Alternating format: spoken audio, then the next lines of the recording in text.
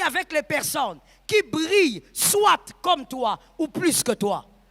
Mais voici le conseil que moi, Joël, je donne. Ce n'est pas la Bible, mais c'est Joël. Le conseil que je te donne, vis avec des gens qui brillent plus que toi. Les hommes qui brillent plus que toi t'amèneront à briller encore. Ça va te stimuler à briller encore. Est-ce que quelqu'un m'entend? Ne fais comme Jésus. Jésus est allé en Égypte. Arrivé en Égypte, Jésus a eu la paix avec ses parents. Pourquoi? Parce que là-bas, l'étoile de Jésus ne dérangeait pas. Vis avec les gens dont ta brillance ne dérange pas.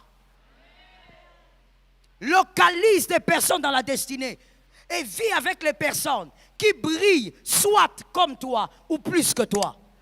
Mais voici le conseil que moi, Joël, je donne. Ce n'est pas la Bible, mais c'est Joël. Le conseil que je te donne, vis avec des gens qui brillent plus que toi. Les hommes qui brillent plus que toi t'amèneront à briller encore. Ça va te stimuler à briller encore. Est-ce que quelqu'un m'entend? Ne vis pas avec des gens qui ne comprennent pas ta brillance.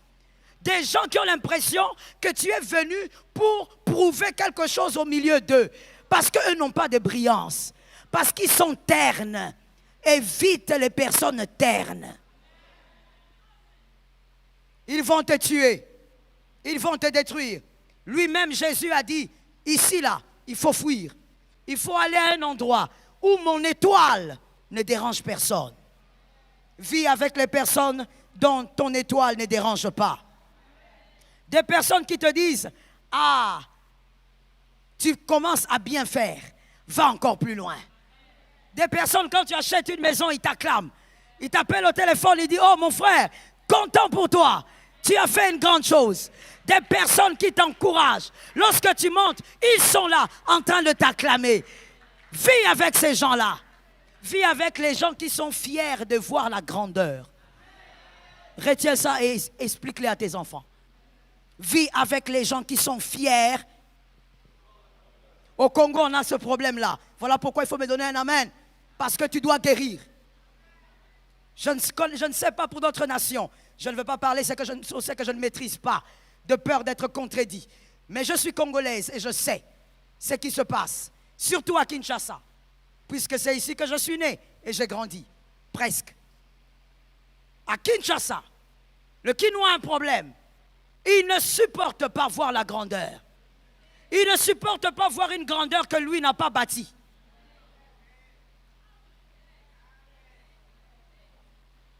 Merci d'être délivré. Je sens que ça délivre. Le Kinois ne supporte pas acclamer une grandeur dont il ne connaît pas l'origine. Or, mon frère, sors de l'ignorance. Tu ne peux pas maîtriser toutes les grandeurs. Tu ne peux pas comprendre quand Dieu fait les choses. Une grandeur que tu ne maîtrises pas peut bien être grandeur. Le Kinois ne supporte pas acclamer l'autre, alors que lui ne reçoit pas les mêmes acclamations. Le Kinois veut être acclamé même quand il n'a rien fait. Pourquoi il veut être acclamé quand il n'a rien fait? Parce que vous avez acclamé l'autre. Et automatiquement, voici comment il réagit. Vous avez acclamé qui? Hélène? Ah, vous l'acclamez? Mais c'est parce que vous ne la connaissez pas. Le jour où vous la connaîtrez, vous comprendrez que moi, je suis mieux qu'Hélène. Il commence à ressortir les défauts des autres parce qu'il veut tuer l'acclamation de l'autre. Mon frère, la grâce est la grâce. Tu vas combattre, mais tu ne vas pas la tuer. Tu vas combattre, mais tu ne vas pas l'arrêter. Écoute cette phrase et retiens pour la vie. C'est que Dieu a allumé, aucun homme ne peut l'éteindre. Ça, c'est Dieu qui a allumé. Aucun homme ne l'éteindra. Lorsque Dieu t'allume dans ta saison, que les hommes se lèvent, que les hommes fassent des réunions la nuit, qu'il y ait des cabales en ton nom, rien ne changera. La grâce a déjà été allumée. Est-ce que quelqu'un m'entend? La grâce va choquer les hommes en cette saison. Avant l'année prochaine, c'est la saison de grâce. La grâce va choquer certaines personnes. La grâce va dévaliser le cœur de certaines personnes. Il y a des cœurs qui vont dire comment ça se fait. Ne demande pas comment, parce que le comment n'existe pas. J'explique ça aux hommes intelligents. Lorsque le comment existe, même si la chose est glorieuse, elle sera quand même éphémère. Parce que lorsque le comment existe, c'est-à-dire que cela est explicable par les hommes. Et quand c'est explicable par les hommes, ça veut dire que c'est l'œuvre des hommes. Tout ce qui est œuvre humaine est éphémère. C'est éphémère. Même si ça fait 30 ans, ça finira par passer. Mais ce qui ne s'explique pas, c'est ce qui est sur le point de tomber sur nous. Ça tombe sur nous au nom de Jésus. Ce qui ne s'explique pas est éternel. Ce qui ne s'explique pas ne peut pas s'éteindre. Mon frère, ne te bats pas d'arrêter la célébration d'un autre. Tu es dans un combat où tu es déjà renversé.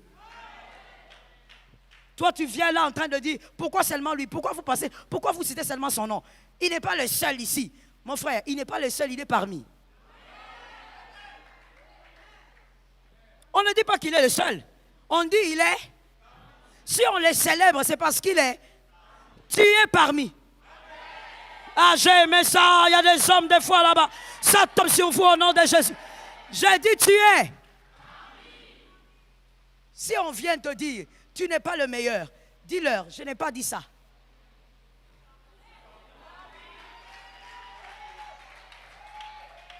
Mais nous allons mettre une virgule. On va d'abord reprendre la phrase parce que je sens que l'onction d'Exode 7 commence maintenant à t'entrer. Si quelqu'un vient te dire, tu n'es pas le seul, dis-lui. Et maintenant, on met une virgule. On réfléchit maintenant en homme intelligent. En réalité, si je ne suis pas le meilleur, pourquoi tu es venu me parler? Je vais expliquer. Si je ne suis pas le meilleur, pourquoi je t'intéresse au point de venir me dire, je ne suis pas?